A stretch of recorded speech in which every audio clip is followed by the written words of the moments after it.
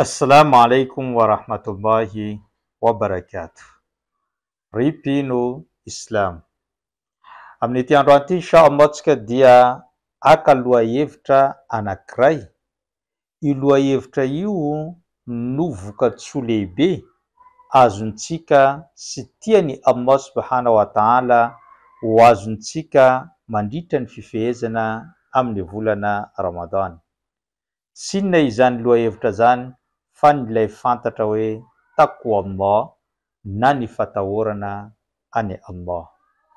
Hita tokoa mantsy fa rehefa nandidy antsika mpino Islam tompo Allah subhanahu wa ta'ala amin'izany fifehezana zany de ny teny mazava tsara izy manao hoe ya ayyuhalladhina amanu kutiba alaykumus siyam kama kutiba ala alladhina min qablikum la'allakum tattaqun. O ianareo mpino, nodidinay aminareo ny fifehezana amin'ny volana Ramadan tahaka ny nandidinay an'izany tamin'ireo vahoaka teo alohanareo angamba ahazo fatahorana ianareo. Midika izany fa ny tanjona lehibe nandidiny tompo Allah subhanahu wa ta'ala atsika sy ireo vahoaka teo alohantsika tamin'ny fifehezana mandritra ny volana Ramadan de mba ahazoantsika ny fatahorana any Allah. Raha mipetraka ary ny fanontaniana hoe inona no antsoina hoe fatahorana ny Allah. Mamaly ireo manampahaizana amin'ny finoana Islam manao hoe ny antsoina hoe fatahorana ny Allah dia fantatra hoe ayyajidaka Allah haythu amarak wa alla yajiduka haythu nahak. Ny fahitany tompo Allah subhanahu wa ta'ala anao amin'ny toerana izay nandidiny anao ary ny tsy ny fahitany anao amin'ny toerana izay nandrarany tsy tokony alehanao. Izany hoe raha jerevana sy fakafakana fohy izany teniny manampahaizana zany de ny fatahorana ny Allah, ny fanatanteranao ny asa fanompona rehetra izay nodidiny tompo Allah subhanahu wa ta'ala anao. Rehefa ny teny Allah hoe mifehezana areo amin'ny volana Ramadan de iny anao fa loha laharana amin'ny fifehezana. Rehefa ny teny Allah hoe manova salat de iny anao loha laharana eny amin'ny moské. Rehefa ny teny tompo Allah subhanahu wa ta'ala hoe mamoanao na manampia ny namanao amin'ny alalan'ny sadaka, iny anao no olona voalohany mpanampy ny namana. Rehefa ny teny Allah subhanahu wa ta'ala manova doa anao de iny anao no olona tsy matory andro aman'alina mitalao sy manao doa amin'ny tompo Allah subhanahu wa ta'ala. Ary mifanohitra amin'izay ihany koa, rehefa tenenin'ny Allah hoe tsy mahazo misotro toaka ianao de tsy hita ny masonao sy ny tongotrao izany varavara mibara izany. Rehefa tenina anao tsy mandeha mivoaka alina, mandeha boîte de nuit sy ny rehetrarehetra de fadinao izany zavatra izany.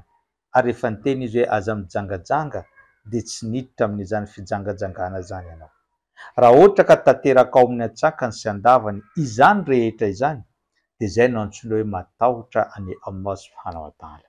Tsy tsapanareo ve? Tsy hitanareo ve fa izany fatahorana ny Allah zany tena tanterahantsika mandritra nyity volana Ramadan ity. Ny teny Allah mifeheza mifehtsika. Ny teny Allah hoe aza misakafo amin'ny atoandro tsy misakafo atsika. Ny teny Allah hoe manompo azy amin'ny alina tsy matory atsika amin'ny alina. Satria ny tanjon'izany fifehezana zany de ny mba ahazoantsika an'izany vatsy lehibe de ny fatahorana any Allah subhanahu wa ta'ala izany. Tadidio ihany koa fa io fatahorana ny Allah io no vatsy tsara indrindra entintsika miaina eto ambony tany sy entintsika miona any amin'ny Allah. Ary tadidio ihany koa fa ny olombelona eto ambony tany dia manana voyage anankiroa izay ataony. Misy ny voyage voalohany ataony miala tanàna na toerana anankiray mandeha amin'ny toerana anankiray, na miala firenena anankiray mandeha amin'ny firenena anankiray. Zay no voyage izay ataony eto ambony tany. Fa ny voyage faharoa kosa dia ny voyage izay miala eto ambony tany mandeha miverina any amin'ny tompo Allah ka tsy miverina intsony eto ambony tany. na amin'ny voyage iray voalohany na amin'ny voyage iray faharoa de samy fatahorana Allah no vatsy tsara sy takina amintsika amin'izay. Nda ho raisintsika tsirairay izany. Ny voyage voalohany de miala eo amin'ny tanàna mandeha amin'ny tanàna iray na firenena makany amin'ny firenena iray. Ndray andro nisy lehilahy tonga teo anatrehany ny mpaminany sallallahu alaihi wasallam ary niteny izy manao hoe: ya Rasulallah, oriraky ny Allah, izao dia handeha voyage ka miangavy anao omeo vatsy. Namaly mpaminany sallallahu alaihi wasallam manao hoe: zawadaka Allahu taqwa, engane tompo Allah subhanahu wa ta'ala hanome anao vatsy tsara indrindra de ny fatahorana ny Allah. De niteny zany lehilahy zany manao hoe: zidni ya Rasulallah, ampio izy zany vatsy zany riraky ny Allah. De niteny mpaminany sallallahu alaihi wasallam manao hoe: wa ghafaraka Allahu, ary tompo Allah subhanahu wa ta'ala ne hamafa ny fahotanao. De mbola niteny zany lehilahy zany manao hoe: zidni ya Rasulallah, ampio ihany riraky ny Allah ilay vatsy. De niteny mpaminany sallallahu alaihi wasallam manao hoe: wa yassaraka Allahu al-khair haythuma kunta, ary amaivany Allah ny fanaovanao ny asa soa n'aiza n'aiza ny toerana izay alehanao. Raha jerentsika akaiky izany teny ny mpaminany anankitelo zany de misy zavatsoa na lesona azontsika amin'izany. Rehefa andeha voyage eto ambony tany makany amin'ny toerana hafa ianao de ny vatsy tsara indrindra ny fatahorana ny Allah. Satria nahoana? Satria ny olona miala amin'ny tanàna anankiray mandeha amin'ny tanàna anankiray de lasa tsy fantatr'olona izy any amin'izany toerana zany. Ka raha tsy manana fatahorana ny Allah izy, tsy nitondra an'izany vatsy lehibe zany, de manaonao fahatany izy any amin'izany toerana izany. Na izy manao fahotana satria tsy misy fahafantatra azy, fa amin'ny toerana be mpahafantatra izy de matahotra sao hitan'ny olona. Fa raha ohatra kosa nitondra vatsy ny fatahorana ny Allah anao, de na misy olona na tsy misy olona dia tadidio tsara fa tompo Allah no atahoranao ka tsy sahanao ny manao an'izany fahotana izany. Ary raha sendraka rentrika tao anatin'ny fahotananao de nangata-pamelana amin'ny Allah, ary rehefa avy nangata-pamelana anao de manao ny asa soa. Zay no vatsy nomeny mpaminany an'iny olona iny rehefa izy andehanao voyage. Mbola manamafy ihany koa fa ny vatsy tsara indrindra entintsika manao voyage eto ambony tany ny fatahorana ny Allah, de zay no mahatonga antsika nampianariny ny mpaminany sallallahu alaihi wasallama ilay dua rehefa mandeha manao an'izany voyage zany manao hoe: Allahumma inna nas'aluka fi safarina hadha albirra wattaqwa wa min al-amali ma tarda. Tompo Allah, mangataka aminao zahay amin'ity voyage zay ataonay ity dia ny fanaovana asa soa sy ny fatahorana ny Allah ary ny asa izay nikasitrahanao no ataonay mandritra an'izany voyage zany. Tadidio tsara fa doa nampianarin'ny mpaminany sallallahu alaihi wasallam izany. Midika izany fa rehefa mandeha manao voyage ianao de ny vatsy tsara indrindra entinao ato am-ponao, ato an'eritreritrao de ny fatahorana any Allah subhanahu wa ta'ala amin'izay fotoana izay. Ny voyage faharoa izay ho raisintsika amin'ity androany ity de ny voyage miala eto ambony tany mandeha miverina any amin'ny tompo Allah subhanahu wa ta'ala. Izany voyage zany de fantatra amin'ny anarana hoe fahafatesana. Tadidio tsara fa ny fahafatesana dia zavatra izay mifanekentsika rehetra fa tsy maintsy andalovan'ny zanak'olombelona. Ary ny fahafatesana de tonga tampoka tsy mampilaza ny olona izay ahatongavana.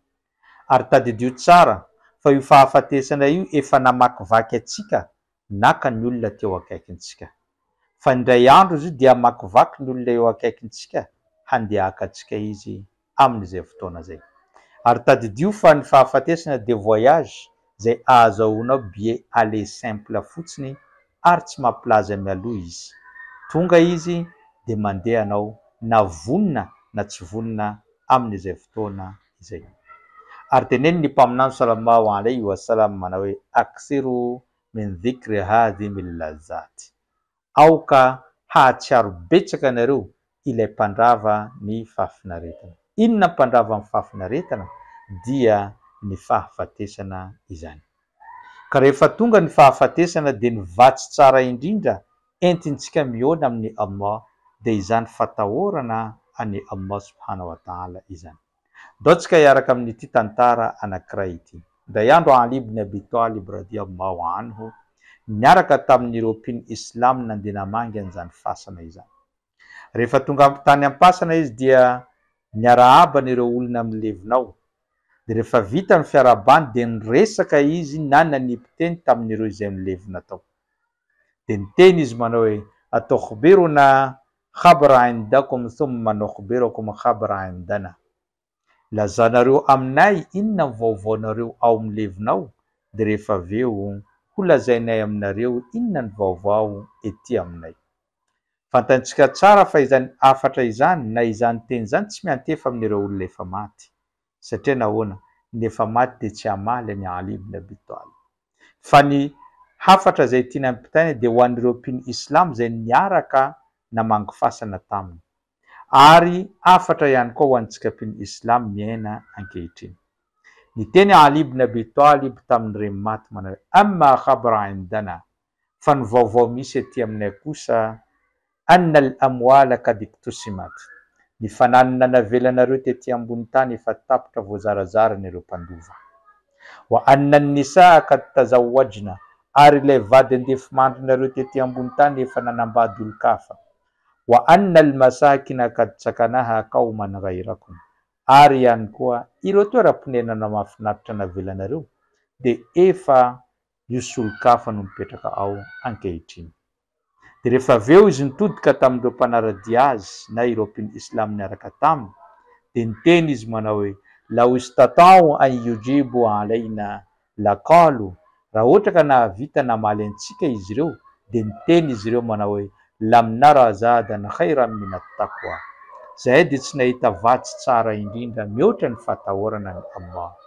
Thumma qara'a qawlahu ta'ala, rehefa aveo izy dia namaky ilay teniny Allah subhanahu wa ta'ala manao hoe watazawwadu fa inna khaira zadi taqwa, ary mivatsy ianareo fa ny vatsy tsara indrindra dia ny fatahorana ny Allah subhanahu wa ta'ala.